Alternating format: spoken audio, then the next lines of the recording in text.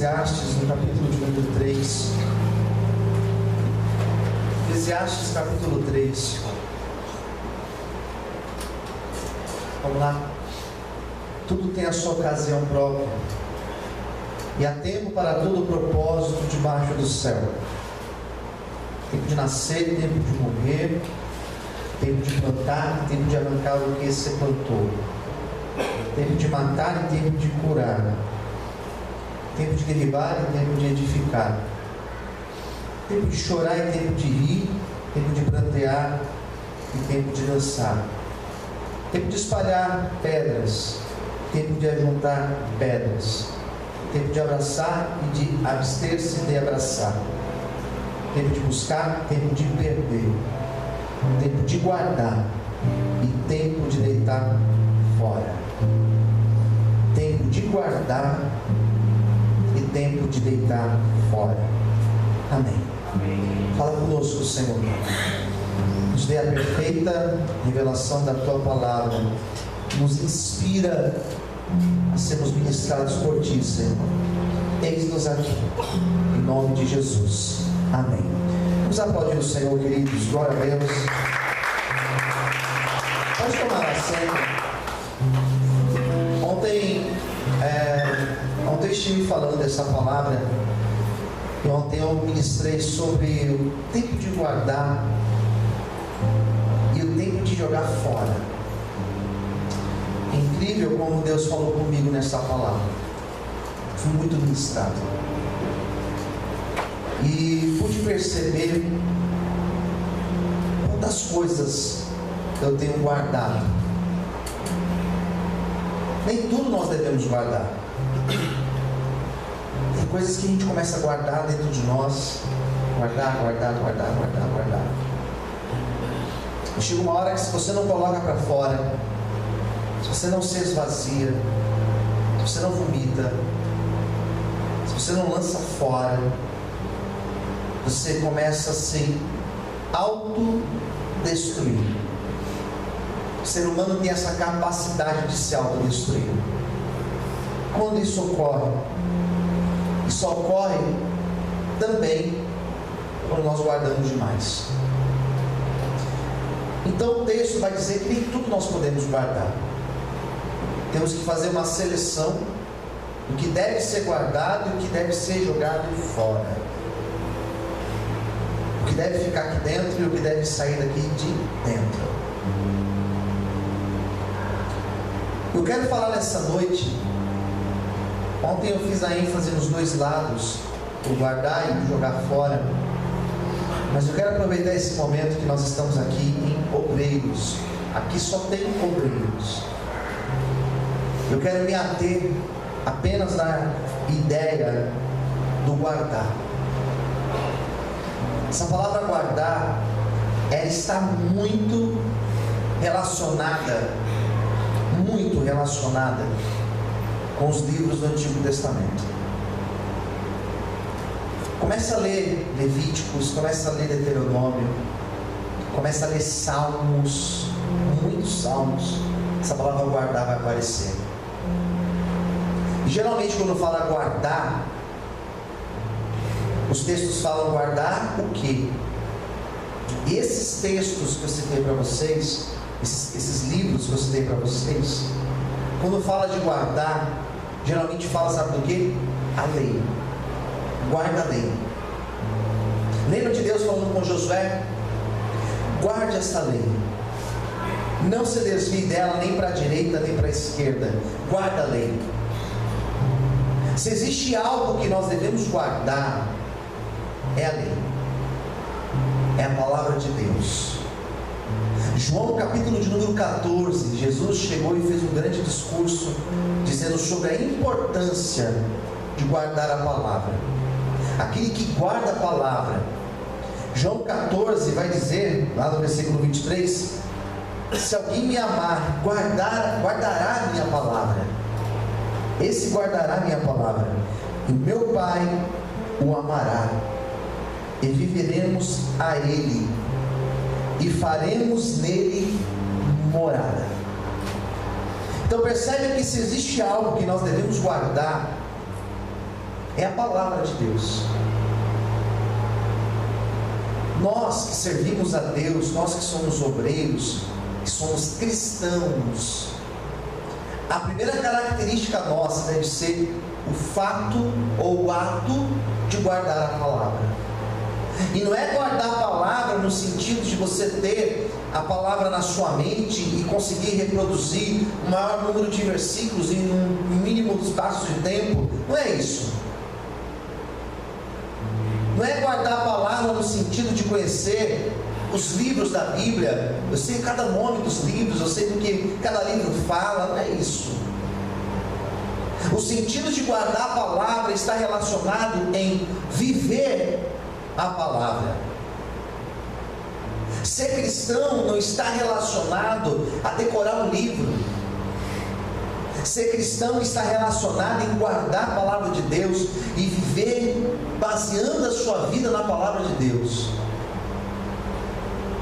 Ser pastor, o que é ser pastor? É conduzir um rebanho segundo a palavra de Deus. Nós que temos filhos, a nossa responsabilidade como pai, como mãe, qual é? Ensinar os nossos filhos, usando como ferramenta de ensino a palavra de Deus. Primeira coisa que nós temos que guardar, preservar, manter vivo é a palavra de Deus. A centralidade do culto tem que ser Cristo. A centralidade desse encontro tem que ser Cristo. A centralidade dos cultos, dos ensinos desta igreja, de tudo aquilo que esta igreja promove, todos os trabalhos sociais desta igreja, o centro não é o homem, o centro é Cristo, é a palavra de Cristo, é o ensinamento de Cristo. A igreja, ela deixa de ser igreja quando ela começa a se basear em qualquer outra coisa que não seja a centralidade de Cristo ou na palavra de Cristo, o ensinamento de Cristo. Então nós devemos sim guardar a palavra, amar a palavra, viver de acordo com a palavra, seguir aquilo que a palavra nos ensina, conduzir a nossa vida de acordo com os parâmetros ensinados pela palavra de Deus. Pois a palavra de Deus, ela é a nossa bússola, ela é o nosso guia, ela que nos ensina a maneira que nós devemos conduzir a nossa vida. Quem entendeu, diga amém. Então, a primeira coisa, guardar a palavra. Esse é o fundamento, o apreço pela palavra, o comprometimento com a palavra. O que nós fazemos, pois nós estamos baseados na palavra. O bom obreiro é aquele que conhece a palavra, que maneja a palavra, que come a palavra, que vive pela palavra. Não tem como ser um bom obreiro se não conhece a palavra, se não vive a palavra, se não respira a palavra, se não é apaixonado pela palavra de Deus. Se tem dificuldade para ouvir a palavra de Deus, se tem dificuldade de ser doutrinado pela palavra de Deus, não é a doutrina do homem, não é a doutrina de uma igreja, mas é a doutrina da palavra de Deus. Então, se a pessoa tem resistência à palavra, ela tem resistência a Cristo, porque a palavra é Cristo, Ele é o Verbo encarnado, Ele é a palavra viva. Amém, queridos? O que mais nós devemos guardar? Em segundo lugar, primeiro palavra. Segundo lugar, as nossas experiências com Deus. O que nos mantém de pé, o que nos mantém em pé na presença do Senhor é a palavra e as nossas experiências com Deus. E todas as vezes que eu lembro, que eu trago à memória as minhas experiências com Cristo, todas as vezes que eu lembro aquilo que Deus já fez na minha vida, todas as vezes que eu lembro da fidelidade de Deus até aqui comigo, é inevitável dentro de mim não surgir um sentimento de gratidão. E eu sou um tipo de pessoa que eu gosto de trazer memória. Eu gosto muito disso. Eu fiz questão de colocar aquela placa de vidro que tem ali embaixo. Talvez alguém aqui nem tenha visto que tem uma placa de vidro ali embaixo. E aquela placa de vidro, quando eu passo e olho naquela placa, que eu vejo a data que nós inauguramos esse prédio. Inclusive agora no mês de fevereiro nós completamos 9 anos aqui nesse lugar.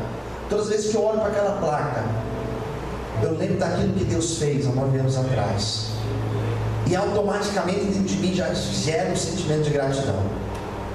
Quando eu passo na porta dessa igreja, essa igreja está fechada, e eu vejo ali no portão do nosso prédio ao lado a frase: Deus quer, um homem sonha e a obra nasce. Dentro de mim já gera um sentimento de gratidão, porque eu lembro quando eu li essa frase pela primeira vez. Ou seja, as minhas experiências com Deus não me deixam olhar para trás. As minhas experiências com Deus não me deixam desistir. As minhas experiências com Deus não me permitem levantar pela manhã e reclamar de alguma coisa. Porque quando eu lembro daquilo que Deus fez, quando eu lembro de onde Deus me tirou, quando eu lembro do começo desta igreja, quando eu volto há 15 anos, há quase 16 anos atrás, e eu lembro de tudo que Deus tem feito nesse lugar, o único sentimento que brota no meu coração é um sentimento de gratidão, de fidelidade a Deus, é um sentimento de dizer: Senhor, não mereço, é a tua misericórdia que está sobre as nossas vidas. Por isso, essa noite, lembre das experiências que você já teve com Deus e seja grato a tudo aquilo que Ele tem feito na tua vida. Você pode aplaudir o Senhor, glorificando a Deus. Aleluia. Experiência com Deus. Lembrar. O obreiro tem que ter boa memória. Lembra das experiências. Lembra quando Deus trouxe a provisão? Lembra quando você estava desempregado? Lembra quando você estava numa situação difícil? Lembra quando você esteve enfermo? Lembra daquela vez que você orou e Deus fez? Lembra daquela vez que você clamou, pediu e Deus te deu? Lembra disso? Porque quando você lembra, dentro de você começa a gerar sentimentos de gratidão a Deus. Eu não queria falar sobre jogar fora, mas usando como gancho, se existe algo que nós devemos jogar fora, todo sentimento de murmuração e de ingratidão a Deus. Porque existem muitos obreiros que esquecem daquilo que Deus fez, daquilo que Deus operou, esquecem da maneira que foram acolhidos, esquecem da maneira que chegaram na igreja, esquecem de tudo aquilo que viveu aqui dentro e simplesmente dão as costas e murmuram. Que em nome de Jesus, no nosso coração venha existir sentimento de gratidão e fidelidade a Deus. Isso é questão de caráter. Isso é questão de caráter cristão na vida. Amém, queridos? Então é guardar isso, as experiências. Guardar a palavra 1. Guardar as experiências 2. Em terceiro lugar, o que nós devemos guardar? Palavra, guardar as experiências, guardar a fé viva, guardar a esperança viva. Posso ver amém, queridos? O obreiro, a obreira, ele deve ter dentro de si, pode ter momentos de crise, como todos nós passamos, pode ter momentos onde a fé se abala, sim, pode passar por momentos onde parece que está tudo nublado, pode passar sim, mas a fé, a esperança, são sentimentos que nós devemos manter vivos dentro de nós. E apesar, eu continuo acreditando, e apesar da fase não estar boa, eu continuo me apegando na certeza, na esperança de que Deus é Deus. Não tem como fazer a obra, não tem como falar, não tem como ministrar sobre Cristo sem ter a fé, sem ter a esperança dentro de si. Já começa que nós estamos num lugar onde não tem nenhuma imagem. Já começa que nós estamos num lugar onde nós não enxergamos Cristo. Você enxergou Cristo enquanto você orava, mas você sentiu Ele. Quem sentiu Cristo aqui? Diga amém. Nós não enxergamos o Espírito Santo, mas eu tenho certeza que Ele está nesse lugar. Isso é fé. Você não precisa ver? Não preciso ver. Eu acredito pela fé. Eu tenho uma esperança viva. Sabe o que é ter esperança? Não é ser alucinado. Ter esperança não é você ser um sonhador. Pode ser que até seja, mas ter esperança é muito mais do que ter sonhos ou alucinações. Ter esperança é você ter convicção daquilo que Deus falou contigo. É você ter convicção do teu chamado.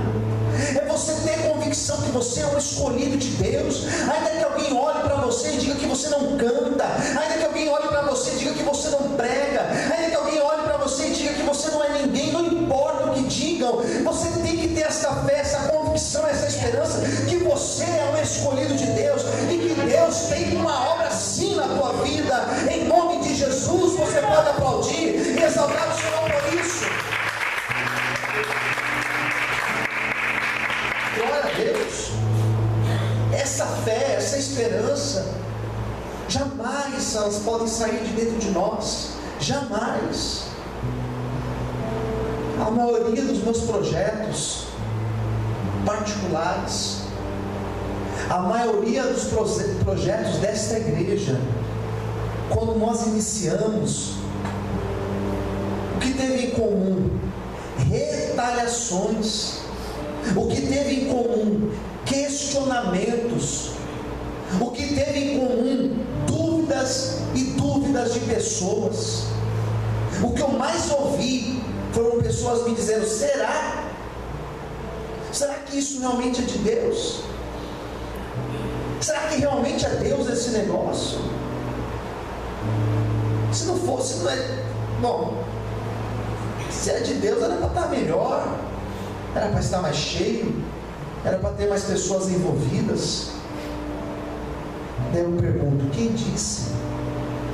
Quem disse para você isso? O grande sinal que é de Deus é a convicção que eu tenho, que eu ouvi a voz de Deus, que você ouviu a voz de Deus, que Deus te chamou, e só você sabe, você e Deus, só você sabe de onde o Senhor te chamou. Por isso, mantenha a tua fé viva, mantenha a tua esperança viva. Pode o mundo cair ao teu redor, pode as tempestades virem contra, mantenha a sua fé e a sua esperança em Deus, pois Ele vai mostrar que é contigo, amém? Principalmente no meio dos teus, principalmente daqueles que te questionam. Você pode glorificar e aplaudir ao Senhor nesta noite, aleluia. Amém, queridos? Em quarto lugar, o que nós devemos guardar? É uma lista tão grande, mas eu tentei separar algumas coisas que, ao meu ver, são fundamentais. Se existe algo que nós devemos guardar, está muito relacionado aos sentimentos. E não tem como não falar também de jogar fora sentimentos. Nós somos uma espécie de reservatório, de compartimento, onde nós armazenamos sentimentos. E se nós olharmos para dentro de nós e começar a vasculhar, quem está me ouvindo, diga amém, a vasculhar o nosso coração, nós ficaremos surpresos com aquilo que nós vamos encontrar lá dentro. Se nós tivéssemos a capacidade de enxergar como Deus enxerga, nós teríamos vergonha do que existe aqui dentro. Porque existem coisas aqui dentro que elas já não deveriam estar aí dentro, e nem aqui dentro. Nós já deveríamos ter feito o quê? Jogado fora. Tem um monte de coisas. É uma cesta de laranja.